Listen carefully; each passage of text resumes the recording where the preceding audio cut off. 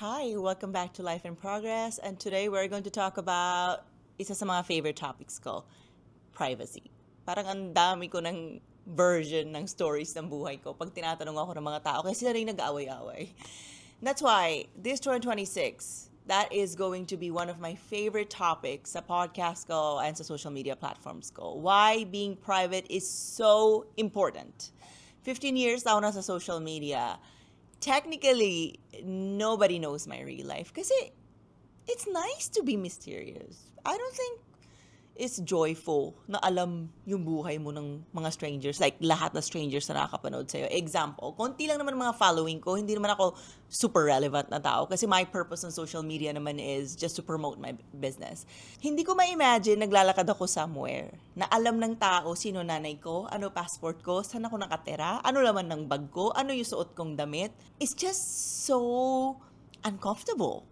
It's just so weird to me na alam na isang stranger yung buong buhay ko.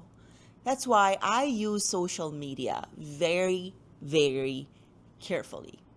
Kasi yung line, very fine lang eh. Yung biglang alam na ng buong mundo yung buhay mo. And 15 years halos na ako ng social media. Dalawang issue pa lang nagkaroon ako. One was a tourism course. Actually, isa lang pala. Isa lang. Yung nagbigay ako ng comments sa tourism course na don't take it if you want to be a flight attendant. You can take other courses. And same with HRM. If you want to work in a restaurant, pwede naman kayo mag-aral ng ibang course. Parang nag-glamorize lang siya here. Yun lang yung naalala ko na nag-viral in a negative way yung opinion ko. Uy, one lang, 15 years, one issue. That is not bad. Pero syempre, ang daming side comments sa mga tao, yung mga noises na hindi naman nagmamatter kasi di ko naman sila target audience. Somewhere along the way, we confused being visible with being fulfilled. Feeling ko yung culture shift kasi, parang oversharing used to be parang liberating. May fina-follow tayong tao, kailangan alam natin buong buhay niya, morning routine niya, night routine niya, saan siya nagpupunta, travels niya, ano kinakain niya, ano lang, yung ultimo pag-poop nila, dapat alam natin. And it's toxic for me. And I don't want to follow this type of people na parang wala nang space, para maging mysterious. And your personal belief ko sa social media is parang hindi ka permanent. And what's the point of being famous and relevant if hindi mo naman siya na-monetize, right? Though, this is just my opinion. It has nothing to do with influencers, with content creators, nothing. It's just being realistic. Oversharing is unsafe. Let's just keep it that way. Especially when you have kids, families. Just imagine putting your kid, yung life ng kid mo, and there was an ad na ginawa sa Australia. Naglalakad yung family with kid nila, tapos yung lahat na nakakasalubong, tinatanong yung bata, how was your football game? Tapos yung next stranger naman tinanong, when are you going back to this event? Yung isang stranger naman tinanong, what is the color of your dress? So yung message ng video na yon, the parents were posting about the life of this little girl. Lahat ng strangers nakasalubong alam. Tapos takang-taka yung parents habang nangyayari tong scenario na to. Bakit alam na strangers yung buhay ng little girl namin? It came from social media. Walang privacy. And everybody knew dun sa nakasalubong ng bata yung buhay ng bata. And in today's world, people can't be trusted. So how can we put lives of these innocent kids or my life sa social media na kung sino-sino yung nakakakita? In fact, I'm going to share this story. I post a lot of bikini photos because I work out. It's part of my life. Nasa beach ako, magpo-post ako, and that's it. I'm a businesswoman. I don't do it for thirst trap kasi wala naman ako binibenta ng mga anything, ganyan. I received a message on Telegram. Somebody edited my photo and it was nude photo. Pero hindi ako affected kasi alam ko naman AI yun eh, di ba? Parang someone nasa circle ko lang yung nag-send nun kasi sinend sa personal number ko. Imagine putting your kids' photos. Ano ginagawa nila doon? Diba? Sometimes we don't think that eh. Kasi masaya tayo. So, my cousins, I've always shared yung little boy namin sa social media. Always naka-clothes siya, lagi. Pero yung little girls namin, never ko pinost. Never. Up to this day, nobody knows who my parents are, who my cousins are, who my siblings are, because it is unsafe. You never know how these people could use your information, your photos, your videos, and you are putting these kids sa social media for people to use them however they want to use them. Even magkaanak ako, lagi line ko to sa TikTok eh. Even magkaanak ako, mag-asawa ako, I will die. Na alam ng mga tao yung branding ko is strong, independent woman. That's it. And that's why I have a real life outside social media. I never wanted social media to be my life. So when people see me in real life, nagugulat sila na yes, may mami ako, may kapatid ako, may buhay ako, nagkaroon ako ng partner and everything. Lahat. I have everything. I have a house, and even I record tons of TikTok videos or podcasts. Nag-rent kami ng place. I will never do it in my own house. Never. Kahit magkaroon ako ng ilang bahay, I will always rent a place because the energy you get from outside is not always good. And when you share something, it's not always parang nagbe-benefit ka na maganda out of that. Because you just never know what people are capable of doing sa information and photos sinishare nyo. Going back to oversharing, nowadays, it feels exhausting. You feel like you're just always competing with people. That's also one of my reasons bakit hindi talaga ako nagpo-post ng personal information ko. Kasi my clients, my target market, they don't follow me because they want to see where my house is, who my parents are, if I'm married, who I'm dating. They follow me because they trust me to handle their travel arrangements, to handle their money, to handle their privacy, and yung confidence namin sa each other na kahit anong mangyayari, I will never, ever expose their arrangements with us. So sharing sa social media, very important malaman natin para kanino ba tayo nagsishare? Sino ba makaka-benefit from all this post? Strangers na pwede gamitin yung information mo in a wrong way? Or your clients, pwede mo i-monetize and i-convert lahat na pinipost mo into money? Kailangan may napupuntahan yan. Kasi energy, effort, and time mo yan nilalagay mo sa social media. If you're just doing it for nothing, parang better siguro just minimize it. Right? Privacy is not secrecy. It's self-respect and energy management. Kasi what's the point of putting your whole life there? At the end of the day, not everyone is happy for us. So how oversharing became normal sa a lot of people? Si social media mismo, nagkaroon na ng reward systems. Mag-live ka na 8 hours, kumikita ka na. And you're putting so much information out there na pwede gamitin ng tao. A lot of people are after brand deals. That means you have to share everything, what you eat, where you go, what you do. Even wala naman assurance na may kukuha na brand sa'yo. And third is validation as a dopamine. Imagine posting a bikini photo and you have 10,000 likes. In fact, lately, meron ako isang bikini photo ko na nag-viral. Na-touch ko yung target market na ayoko ma-touch. Ang nag-view na tao doon, 4.5 million. And I was scared to death. Sabi ko, kung saan nag-land yung photo ko, meron siyang 80,000 shares. I mean, we are adults here. I don't even want to think ano ginawa ng mga tao dun sa mga photos ko. And adult na ako nito, ha? As in, binigyan ko yung sarili ko na permission i-post yung photos na yon. It's just, nag-viral siya somewhere sa mga places na wala naman akong target market. Hindi siya nag-viral in the Philippines. Nag-viral siya abroad. So sabi ko, ano ba mapapala ko sa mga taong to? Wala. It's just my photo unfortunately landed sa wrong places and sa wrong market. Imagine kung anak niyo yan, bata, mag-viral yung isang photo. Ako, I'm an adult and I can handle it. So, ang ginawa ko nung time na yon, nung nag-viral yung photo ko, hinide ko. Sabi ko, I don't want this target market. Ayoko maka-attract ng mga lalaki na mga nag-view lang ng mga photos ko. I am on social media, isa lang yung purpose ko. Business. Convert my content, my travel content, sa money.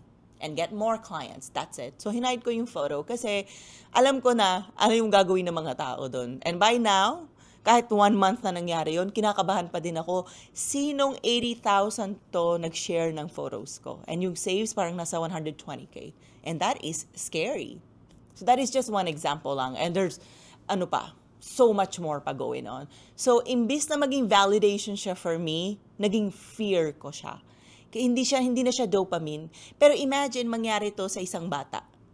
Tuwan-tuwa yung bata, right? Na parang, ay, meron akong 4.5 million na nakakita ng photo ko kasi wala naman education yung bata. Because what they think is, pag nag-viral yung post, it's a good thing. But if you're not getting anything out of it, I really think it's a bad thing.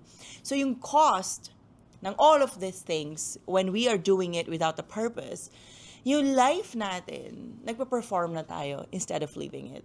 Kasi when we do these things, na wala naman purpose, walang business, parang we are just parang shooting lang sa stars na baka may kumuha na brand sa atin, we are performing instead of living. Honestly, if wala akong business, as in pikit mata, iiwan ko yung social media. I will just live my life. I will just drive with a good music. I will cook my food and everything. Siguro balance talaga. If I'm being honest, I never found joy in being relevant or famous kasi natatakot ako. Takot ako saan ginagamit yung photos ko, yung videos ko, yung information ko. Parang ayoko nang isipin what's out there. Diba there's a thing as dark web? Parang hindi mo alam ano yung nangyayari doon. So this is why it is our responsibility to educate ourselves. Saan napupunta yung information? And lalo na kapag may mga bata involved, saan ba napupunta yung mga pinupost ko sa isang platform? Lalo na kapag naka-public. Isa pang na-observe ko is when we are too active sa social media, external opinions entering private decisions. Nagmamatter na sa'yo yung ano sasabihin ni ganito, ano sasabihin ni ganyan. Instead of just focusing on your life, just enjoying living your life, that's it. Hindi na nagmatter ano sasabihin ni ganito, ano sasabihin ni ganyan. And it's not just sa business lang. Even kapag share tayo na share, kahit family members lang yung friends natin, even yung opinions nila, nag-enter na sa decisions natin. At the end of the life, we are the drivers of this car. Ang tawag sa car na ito ay life car. So kahit may ibang driver magbigay ng opinion, tayo pa rin na magde-drive niyan. Lastly siguro, not everything needs witness. Diba? Parang hindi naman kailangan makita ng ibang tao para masabi natin real yung isang bagay. Isa pang example mabibigay ko is, nobody knows my life in Madrid because that was the goal when I moved to Madrid. Even yung house ko, di ko pinapakita. There are just corners ginawa ko kung saan lang ako mag-shoot. Yun lang yung makikita nyo. The rest of my house, I will never ever give anyone access to it. Even my mom, she's going back to Madrid with me. Sabi ko kay mama ko, Mama, kukuha kita ng sarili mong place. We need space. Mom ko na, syempre she will go to my house and everything. But your house kasi is your private space eh. It's your sanctuary. And if you let other people see it, enter constantly and just go there, parang nako-contaminate siya for me. My house is very sacred to me and hindi ko siya i-share kahit kanino. I've always considered privacy as luxury. When people don't know you, they can't destroy anything. Anything. They can give comments, both good and bad, but nobody knows you. It's so peaceful. Kaya sobrang na-addict ako sa life ko sa Spain kasi wala nakakaalam. When you have privacy, it screams stability. Alam ng mga tao na parang wala kang kailangang patunayan. You don't need anyone's approval. Wala nag-i-interfere sa decisions mo. You trust your own timing and your own journey. Yung silence, strength yan eh. Wala ka na kasi pinapatunayan. So yung quiet moments, yung binild mo quietly without external validation, parang yun na yung power. It lasts longer. And I've always believed that loud life equals fragile. And parang ang insecure ng dating. But when you have a quiet life, parang grounded. Parang wala ka na kasi pakialam. Maybe it also comes with maturity. Kaya siguro, habang bata pa tayo, we need to train our brains na paano ba i-enjoy yung social media na hindi nandun yung buong buhay natin. Ang dami ko na nakita mga sad stories from 2025 na paano na-consume yung isang tao na mga external noises, comments, na hindi nagtapos sa maganda. And it's a sad thing, you know, because some people don't believe in mental health. Some people think just because you are on social media, may right sila sa'yo, may right sila sa life mo. Hindi ko na ibibigay example, iba sarili ko na lang. People think they have the right to know who my partner is, my dating life. And I've read comments, oh, sobrang masculine kasi niyan, kaya wala nang liligaw, walang jowa. Parang ako, I don't really care about these comments because these people don't know me. What's the point of arguing with strangers? And that's why it's very important for us to keep talking about privacy, because when you finally learn gaano ka ka-secured sa sarili mo, kahit ano pa comment ng mga tao sa'yo, hindi ka na masasaktan because you've already done the self-work. And oversharing leaks a lot of energy. I don't know if you guys believe in energies. Emotional energy. You just become empty. Kasi parang like ka na nagsisik ng validation sa ibang tao. And instead of living your life, lagi ka na lang may tanong, tama ba ito yung share ko? Magugustuhan ba ito ng mga tao? Ilang likes kaya makukuha na ito? Mag-viral kaya ito? So, you're performing. And yung emotional energy mo, nadidrain. And parang every share, every like, parang may interpretation ka na. Every comment, may interpretation ka. Sometimes, pag may nag-viral na post, pinapatay ko yung mga comments because I don't want it. I don't want to be seen kung saan-saan if hindi ko naman target market. Kasi aanin ko naman makita ako ng isang tao kung hindi naman siya bibili na binibenta ko. Aanin ko naman makita ng isang tao ano yung kinakain ko sa Madrid if hindi naman siya makaka-relate sa akin. I want to share my energy with people na nakaka-relate sa akin. Once in a while, napapadpad yung mga stories ko sa mga tao di nakaka-relate sa akin and they think I'm mayabang, I'm narcissist, I'm self-centered. And I don't want to engage in this energy because it's going to make me empty emotionally. And you work to be emotionally full, it's a lot of work. Therapy, healing, and kung ano-ano pa. Tapos ibibigay mo lang sa stranger? No thanks, adios. I think oversharing in general, parang ang daming hidden burden yan. Nagiging defensive ka, like defend sa sarili mo. Like, what's the point? Parang, why are we defending ourselves as strangers, right? Or even sa family members na hindi naman natin ka-close. And being on social media, I think we have to accept not all feedbacks will be nice. Some people are very cruel. And if you are not ready to handle all those things, you have to be very strong kasi mentally and emotionally to be there. So when you start explaining yourself to people, sa random people, mag-doubt ka na sa sarili mo. Maybe you are doing something na dapat di mo ginagawa. Tsaka, when you explain repeatedly, you start to doubt. You start to doubt yourself, your decisions, your timeline. Example, sa case ko, yung mga tao, walang anak, walang asawa. In fact, meron ako shinare isang video na I was hiking in Costa Rica. Meron nag-comment doon. Nagagawa mo yan kasi wala kang anak. Gusto ko siya replyan kasalanan ko ba? Nag-anak ka ng 19 years old ka. Nakita ko sa mga posts niya. See? She left a comment on my post. And nakita ko yung post niya. And may something na ako gagamitin against her. Pero kung hindi niya pinost yun, hindi ko yun makikita. So, wala akong power over her. So, because nag-comment siya, and chinek ko yung profile na, nalaman ko na she gave birth at 19. And pinagsisihan niya yun based dun sa post niya. She gave me the power to use it against her. But of course, di ko ginawa yun. Ano pa silbi na self-work and therapy ko kung ganun din ako, di ba? Tsaka, arguing with strangers over nonsense, pass. Here are some of my suggestions na dapat natin i-private lahat. First, relationships. All types of relationships. Families, especially romantic relationships. Friendships, okay lang i-share. Sinishare ko yung mga road trips ko with my friends in Spain. Kasi saya I love my friends. Siguro, sa lahat ng relationships ko, ang sinishare ko lang sa social media, friends ko and my employees.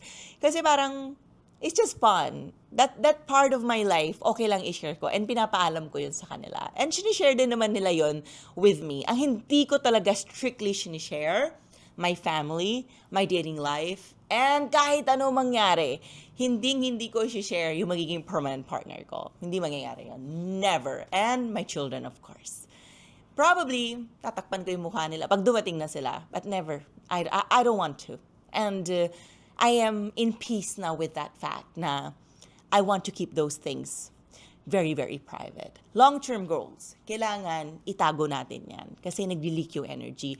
Healing journeys, we can share, parang imagine share ko lessons ng therapy, but yun yung record mo yung sarili mo, ano yung pinag-usapan nyo ng therapist nyo.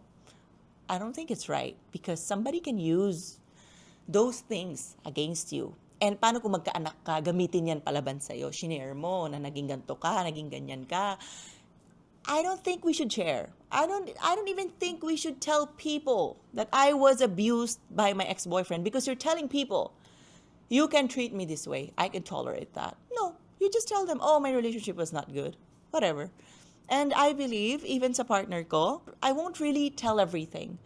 Especially sa beginning of the relationship. Na parang, oh, my ex was ganito. But thank God, I never had really bad, abusive experiences with my ex-boyfriends. So lastly, siguro, na dapat din natin share is my favorite part. Our houses. I don't think anyone should have an access to our house. That's so private. So private. We should never, in fact, let anybody enter our house. No. So I think overall, less noise, clearer intuition.